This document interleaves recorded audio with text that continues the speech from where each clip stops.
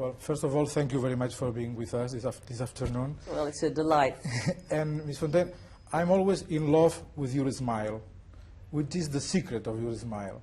I don't know what you mean, but I read a book once that said the girl tried to imitate Joan Fontaine's crooked smile. Yes, but I think there is always a certain irony in your look and your smile in all your characters. Do you think so? You know, that's very interesting because I've never seen one of my films entirely. Yeah. I did once in Madrid when it was in Spanish. I saw Jane Eyre. It must have been at midnight. And I was speaking flawless Spanish. I was most impressed. So I was so impressed with my Spanish because it was dubbed in that I didn't notice anything else. Then you never see again your films on TV, for instance? No. No? Oh, why? No. Have you a tape recorder that takes your messages and you Yes, speak out, and yes. you don't like your voice? No, no, not at all. you don't. Well, how would you like to be an actor who had Yes. the voice, the carriage, the looks, the gestures? I All see. are terrible. I can't bear to hear my own recording. I wonder, how do you remember your shooting in Spain of the Cameron Nights a few years ago in Oh, Sitges? it was wonderful, especially to live at the Alhambra and to film all over Spain. It was glorious. Anyway, it's funny that the film in You Have No Name in Rebecca, you were the lady with no name. Sure. It's still the film you love the most, maybe?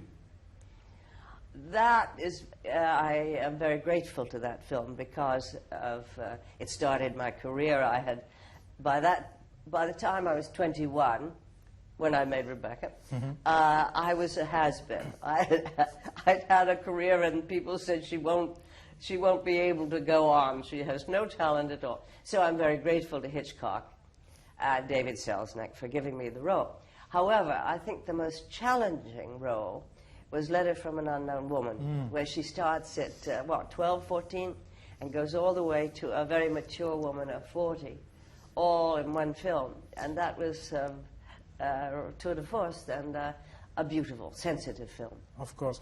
A few days ago, our TV passed again Letter from an Unknown Woman with subtitles. Oh. It was funny to hear your voice for the first time in this film, I think, in Spain.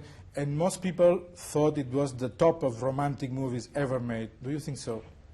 I don't see it. I can't compare my pictures with anybody else's pictures. But the trouble with it was that it came out at the end of the war, and people wanted realism. They were all back, and they wanted Coca-Cola and the kids next door and baseball and football. They didn't want that. Today, I think it is a rare classic. Yes. But you produced that film too. It was Rampart Productions. Yes. And why did you decide to become a producer? I was married to a producer at the time, so he put me under contract in every way. I see. And your relationship with Max Ophuls, the director, it seems to be, for the audience, a marvelous relationship. I'm glad you said that, because you know he didn't speak English and I didn't speak German, and we could communicate. And he would come over and look at me, and I would say, yeah, and he would say yes, and we would, telepathy, it really was. Do you think that black and white are the ideal colors for a romantic movie, or for the face of a leading lady, more than color? I think color does distract, and as you know, the owner of CNN, Ted Turner, who also owns MGM, is colorizing a great many of the films. And what surprises me, somebody said I wore a blue gown with Cary Grant in Suspicion, and somebody said, that was an interesting yellow dress you wore. I said, well, it wasn't. It was blue, and evidently a computer does it. I see. Can you believe that? I don't, you know how carefully color was selected in black and white for the mood, for everything else, whether it was only for the benefit of the players and the director, but we chose things very carefully. Any woman knows that if she's wearing a color that's unbecoming, she's not happy. So they wanted to keep everybody happy too. But for a computer to decide what color that scene should have is ridiculous. Yes. The other day, the Maltese Falcon with Bogart, he was yellow hair, or almost like that. It was terrible. Anyway, talking about the directors like Max Ophuls, do you think there are a special kind of directors with a special sensibility for directing ladies, like George Cukor, for instance? Oh, my dear, George Cukor was the greatest woman's director. I was lucky. I had one called Edmund Goulding, and he did The Constant Nymph with me, and by the way, Ted Turner, through a friend, sent me a copy of The Constant Nymph, which cannot be released to the public because of the will of Margaret Kennedy, who wrote it. But I have a copy. I haven't looked at it, but I let my friends see it. But anyway, in The Constant Nymph, you played a girl of 14 too. It was easy for you because you were really a childish face, or what was difficult for you to play that? Well, I was very thin and gangling and awkward, and so it was not hard at all to do. Anyway, I read in your book, I don't know, that it will be a second part of your book? I have to do a lot of living to make an interesting second part. Why not?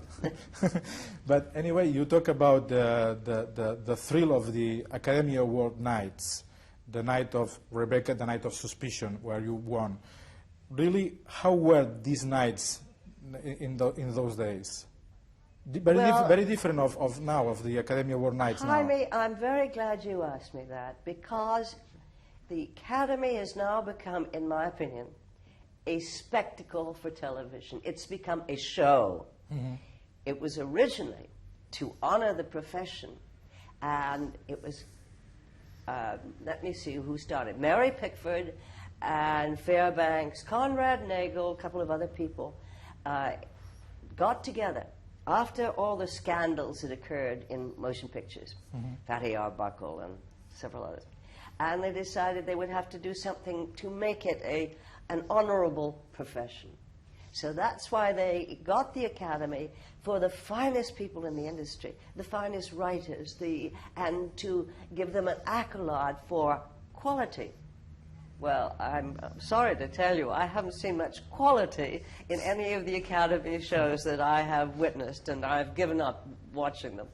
But sometimes many actors and actresses didn't attend the night of the Academy Award. Why? Because they didn't give importance to the award. I'm very glad you asked me that, Jaime, because 2 years ago, I was asked to come down and fly down from where I live, buy a new frock, of course, something lovely, and stay in the Beverly Hills Hotel at my own expense, and have an escort at my own expense. And they said, you must be dressed up at 3:30 in the afternoon, because it goes on at 5 or whatever it was. So we parade through the lobby feeling ridiculous in evening clothes, get into this long stretch limousine.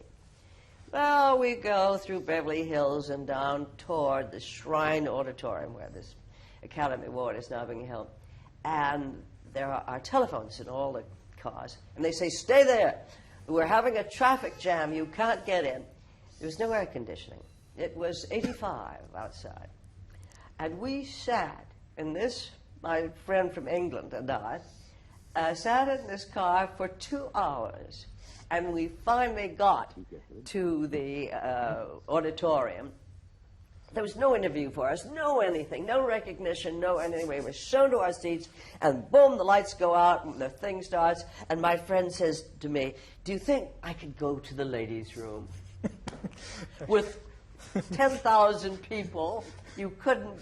And what is even more interesting to me is when it was all over and we go outside, there is no long white limousine for us. We stand in the cold now, because California's cold at night, and nobody will do anything. We ask the police, could we have a cat? No, that's not our job. Finally, 2 girls of questionable virtue came by in a car and took us home. Of course. back to the hotel. Very kind of them. I was there last year, and I saw this with my eyes. It was terrible. Oh. It was absolutely terrible. That same one, or was it just last year you did? Last year. Well, this was the year before. It was just gas. It was the same. The limousines in all a mess. It was terrible.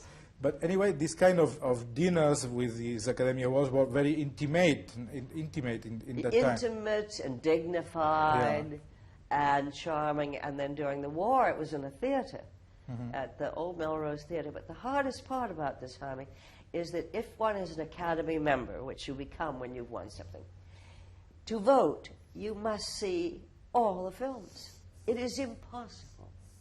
And what I am sorry to say, that I don't think anybody ever got an Academy Award in any category from a picture that was not a success. And you know as well as I do, some great work can be done in films that are not successful. Of course. I still in love with your smile. Oh, well, thank you very much. I like yours.